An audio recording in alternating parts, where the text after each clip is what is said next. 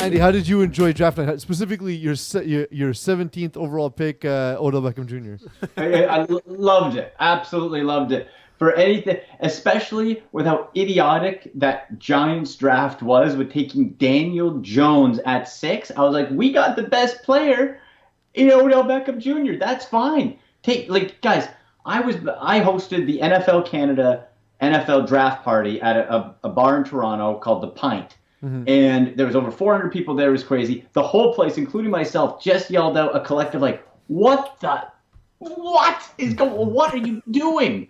When it was Daniel Jones, you could have had Daniel Jones at 17. You could have had Daniel Jones when you traded back up at 30. You could have had Daniel Jones in the second round. Dave Gettleman is a damn fool, and I don't know what he's doing because he's been an executive for 40 friggin' years. What am I missing? Here's the scouting report, guys. They said Daniel Jones's personality is like Eli Manning's, but with less pizzazz. Oh, so he's actually a corpse. He's actually a corpse. So he's not a living human. It's a zombie. It's Walking Dead. I don't know. So this is why I hate the pick. This is why I don't hate the pick. Okay. Because it gives us content. Yeah. So I don't hate the pick because you don't know what he could become. He's obviously good enough to be consider all of this hype, right? But I don't like the pick because, like you said, he had so many other options later on to get him. He was going to fall to the second for sure. I actually got my dad's a Giants fan. My phone lit up. Yeah.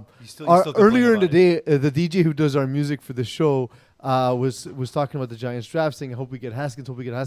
And I 10 hours for the draft because it was obviously the most Gettleman thing. I wrote on his Facebook saying, "Which size?" Which size Daniel Jones jersey do I get you? No. Yeah. And then hours later he texts me. He's like, I don't understand. How did you know? I'm like, because it's David Gettleman. Like that's what you expect.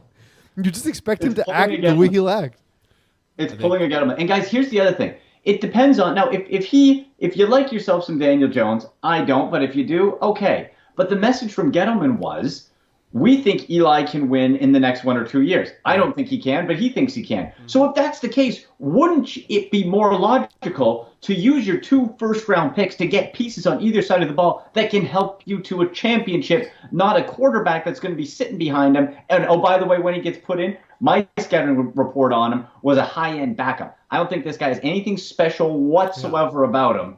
He's going to be just okay, and now you are limiting yourself what maybe sliver of chance you had under Eli Manning. You didn't get him a weapon, so now you screw yourself twice. I don't get it.